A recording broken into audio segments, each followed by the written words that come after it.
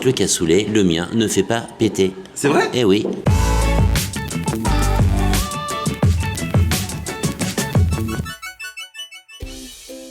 Salut tout le monde, bienvenue, nouveau vlog aujourd'hui. Aujourd'hui je suis à Paris, dans le 14e arrondissement. Je vais retrouver un chef que vous avez déjà vu dans mes vidéos, mais bien que ça fasse plusieurs années que je le connais, je n'ai jamais fait de vidéo vraiment focus sur son restaurant qui est pourtant une institution ici dans le 14e. Ça s'appelle L'Assiette, le chef en question, c'est David Radjeber, un sacré phénomène, un véritable aubergiste moderne comme il s'appelle. David, ça fait trop plaisir parce qu'on a déjà fait plusieurs vidéos ensemble, mais jamais à 100% ici. Jamais à l'assiette. Ouais, j'étais juste venu de passage la première fois, tu m'avais fait goûter tes œufs. C'était quoi les œufs? C'était les œufs cocottes façon meurette. Ouais, exactement. Ouais, exactement. L'Assiette, c'est une adresse, c'est une institution, parce que même avant toi, c'était déjà une grande adresse du coin. L'assiette, c'est une adresse mythique, c'est une institution, ça appartenait à Lulu avant. Je l'ai acheté à Lulu. Ok. Lulu Lanus, c'était son nom. Ah ouais? Ouais, ça. Tu sais que c'est assez commun au Pays Basque, au Béarn. Hein. Oui, elle a officié ici, elle a acheté en 1980. Un peu d'histoire. L'Assiette, donc 80, son premier client, c'est André Rousselet, qui lui amène Pierre Berger. Pierre Berger lui amène François Mitterrand et dans l'année, François Mitterrand est président de la République. Donc Lulu est un peu l'égérie de la gauche caviar pendant plus de 25 ans, tu vois. Bienvenue un peu dans le temps d'Audiard, les Tontons Flingueurs, Lino Ventura, Coluche, Gainsbourg. Et moi, quand je pars de chez Alain Ducasse, il me Parce présente... que toi, t'as bossé, alors à la base, c'est de Clermont-Ferrand. T'es venu à Paris, t'as bossé dans des grandes tables. Ouais, j'ai fait une vingtaine, j'ai fait un peu plus de 20 ans dans les étoiles Michelin, dont 15-16 ans avec Alain Ducasse. Et en fait, je dis à M. Ducasse que je veux m'installer. Et il me présente le lieu et je lui achète l'assiette. Excellent. Ouais. Donc là, du coup, comment tu qualifies ici? Toi, tu te qualifies d'aubergiste? D'aubergiste contemporain, Ouais, d'auberge de palace. Voilà, c'est ça. Ouais. C'est-à-dire que ce que tu as appris dans les palaces, tu le mets dans ton assiette de plats, de bons plats du terroir. Quoi. Voilà, c'est ça, la tradition face à la modernité. Pas plus de 3 saveurs dans l'assiette. Et la technique se situe dans le goût, la cuisson et l'assaisonnement. Là, je vais te montrer une technique de cuisson. Moi, c'est ce que j'ai appris chez Alain Ducasse. Nous, on cuit aucun légume à l'eau. Ok. Parce qu'en fait, tu sais ce qu'on appelle la cuisson à l'anglaise. Tu prends ton légume, tu le mets dans de l'eau bouillante salée, et pour garder la chlorophylle, tu es obligé de la mettre dans de l'eau glacée. D'accord. Donc tu apportes déjà un légume est constitué de 80% d'eau. Nous, on va la cuire, tu vas voir. Nous, on travaille avec beaucoup de bouillon. Tu vois, ça, c'est du bouillon de poule. D'accord. Et on fait nos jus, on fait nos bouillons. Je vais juste enrober. Je démarre mes asperges comme ça. Hop. Et là, ce que je vais faire maintenant, c'est que je vais fixer avec un petit peu de sel. Tu vois. Je vais mettre une petite gousse d'ail éclatée avec un peu de thym, un peu de laurier. Tu vois. Et ça, on cuit vraiment à la minute.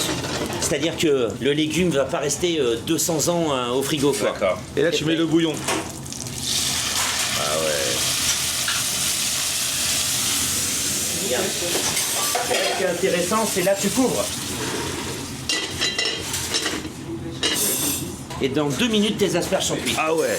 Et donc ça va apporter quoi? Elle va garder plus de goût? Elle va cuire dans son eau de cuisson. Donc tu vas avoir vraiment une asperge qui aura le goût d'asperge et pas qui aura le goût de flotte en fait.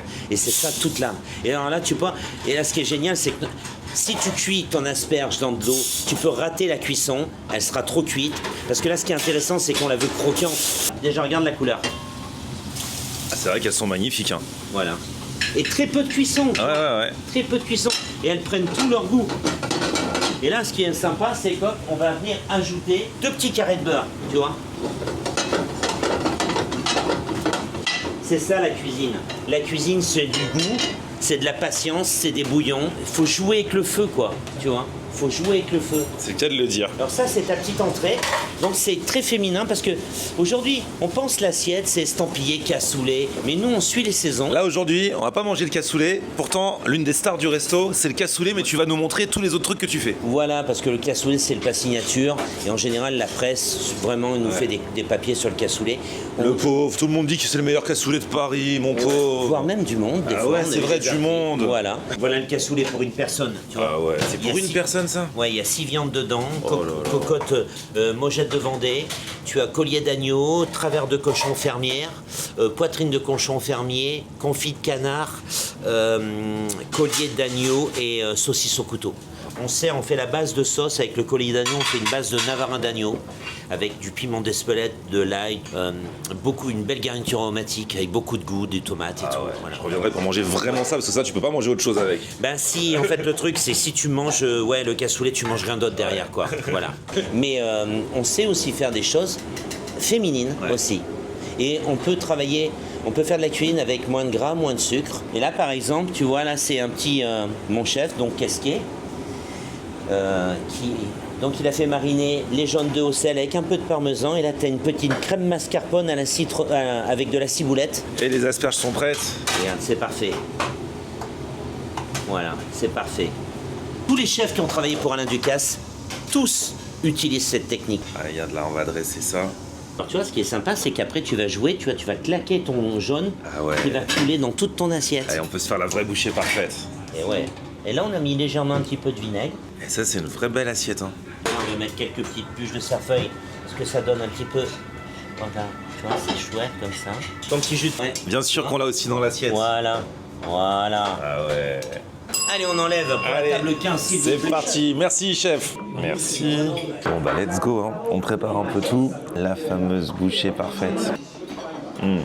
L'asperge a vraiment son goût parfait grâce à sa cuisson. Mais le mariage avec le reste, ça apporte à la fois une fraîcheur et une gourmandise. Ah, c'est magnifique.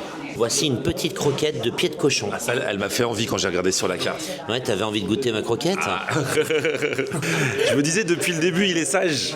Ça dure jamais très longtemps. Donc pied de cochon complètement désossé, cuit au bouillon, avec on met 30% d'échalotes confites par rapport au poids de pied de cochon, un petit tartare façon japonais avec plein de petits légumes, et là réinterprétation du poireau vinaigrette avec une vinaigrette ravigote, sauce moutarde, des petits croûtons, un peu de mimosa et du poireau frit. Voilà. Alors maintenant faut casser la croquette. C'est ça. Regarde, je vais te le faire. Regarde. Ah vas-y, attends. Toujours se faire couper la croquette par le chef lui-même. Regarde, comme ça tu vois bien au milieu. Ouais. Voilà, tu vois la texture. Alors ça. Donc t'as le croquant, ça fait un peu comme un chromeski si tu veux. Ouais, c'est ça. Donc tu prends un petit peu de croquette, un petit peu de tartare, un petit peu de poireau. Un petit peu de croquette, un petit peu de tartare, un petit peu de poireau. Un petit peu de croquette, un petit peu de tartare, un petit peu de poireau. Ça a l'air divin. Je vais faire le combo avec le poireau vinaigrette revisité. Ça apporte un petit peu d'acidité là. Non mais il est trop fort. Un petit maigre rôti avec une purée de petits pois, des petits pois cuits à l'étuvée avec des petites tomates et un petit jus, c'est une sauce poisson. Et le poisson il est cuit à la unilatérale, voilà sur la peau croustillante, complètement nacrée. C'est technique aussi, une bonne cuisson de poisson, c'est très important. Ah oui, il faut prendre son temps, c'est toujours pareil. Il faut anticiper, toujours. C'est vrai que là, la cuisson du poisson est parfaite. Hein. Si on fait la bouchée parfaite avec les différentes composantes de l'assiette, ça donne vraiment une dimension spectaculaire au plat, c'est magnifique. Quand il y en a plus, il y en a encore. Hein. Voilà, typique traditionnel filet de bœuf au poivre, avec un très beau gratin dauphinois. J'adore les gratins dauphinois. Ben voilà, tu sais que souvent, au restaurant, je choisis le plat en fonction de l'accompagnement. Et quand je vois gratin dauphinois, j'adore le gratin. Je prends le plat qui va avec le gratin dauphinois. Moi j'adore ça. Bah tu vois, regarde. Donc en fait, tu vois, on fait la sauce à la minute, on fait saisir notre filet de bœuf à l'huile. On met un petit poivre de Sarawak, tu vois, un peu mignonnette comme ça. Hop, légèrement pané. On le poivre huile et beurre. Des glaces qu'on le dégraisse, des glaces cognac, demi-glace de bœuf. Et on le crème légèrement. Voilà. Et ça fait notre sauce. Vous voulez un cassoulet en dessert, je sais pas. On va goûter ça là. Ouais. À la tendreté de la viande, ça se coupe easy. Et t'as raison, la viande est tellement tendre. Oh regarde, il remet un peu de sauce poivre là. Alors là, la sauce c'est la vie. Si ça n'est pas le bonheur, ça y ressemble. Regarde, et la petite goutte. Ah non, la sauce est géniale. Et je vais marier ça avec le gratin dauphinois. Ah ça c'est un vrai bon gratin dauphinois. Toi, le plateau de fromage, tu rigoles pas. Le Cantal-Vieux AOC. C'est vrai qu'il est beau. Cantal-Vieux, 18 mois et 11 semaines. En général, les Saint-Nectaire, tu les manges, ils les font entre 4 et 5 semaines. Et comme on dit, toujours une place pour le dessert, hein, même si on a très bien mangé, toi t'as des bons desserts aussi. Hein. Ah ouais, bah oui, des desserts régressifs, tout sur la tradition. Moi, c'est ta crème caramel ça? Je fais que des desserts cuisiniers, moi, je sais pas faire de pâtisserie. Ouais, ça c'est la crème caramel au beurre salé. Et comme dirait mon père, il faut bien aller au fond. Non, parce que là, c'est tout à l'intérieur, hein, vraiment. Ouais, okay. Faut aller au fond, voilà. Tu fermes les yeux là. Et direct, quand tu vois ça, il n'y a pas de doute. Hein. Eh, mais le caramel. Ah, et ça, c'est ta mousse au chocolat. Mousse Ah au oui. chocolat qui est hyper légère. Elle est trop belle. Avec un petit gruet dessus. Là, c'est pour les vrais amateurs de choco. Ah ouais, tu vas voir. Puis plusieurs textures, c'est cool. Rien que visuellement, tu sais ce qui t'attend. Ah, ça, c'est vraiment pour les amateurs de chocolat avec le petit croquant dessus, là. Et regardez ce qui arrive. La fraise façon Melba. Donc là, la fraise gariguette avec un jus de fraise, un sorbet fraise et un petit espuma de crème montée à la vanille avec une tuile à la noisette. Eh ben, mon chef, on était pas mal, hein, Et ben franchement. voilà, comme dirait Jean-Louis Aubert, hein, voilà, c'est fini. On mérite tous une pause. Écoutez, je pense qu'elle est bien méritée. Franchement, on s'est régalé. C'était un plaisir. L'assiette. C'était un plaisir de vous recevoir dans mon assiette. C'est vrai. Et Voilà. on est trop bien. Il fait bon vivre dans ton assiette. Et moi, je vous dis à bientôt pour le cassoulet. Ah bah là, obligé de faire un round 2 avec le cassoulet où cette fois-ci, on mangera Ouais. que le cassoulet. Et oui, et la bonne nouvelle, vous savez, on va conclure là-dessus, c'est qu'en plus, le cassoulet, le mien, ne fait pas péter. C'est vrai ? Et oui. Et voilà. On vérifiera. En tout cas, je vous mets toutes les infos sur l'assiette dans la description. N'hésitez pas à venir faire un tour pour voir David et toute son équipe. On est super bien accueillis. Puis petit pouce vers le haut si vous avez kiffé la vidéo. Vous vous abonnez à ma chaîne. On se retrouve sur mon Facebook, Florian On Air, et Twitter, Snapchat, TikTok, Instagram. C'est aussi Florian On R.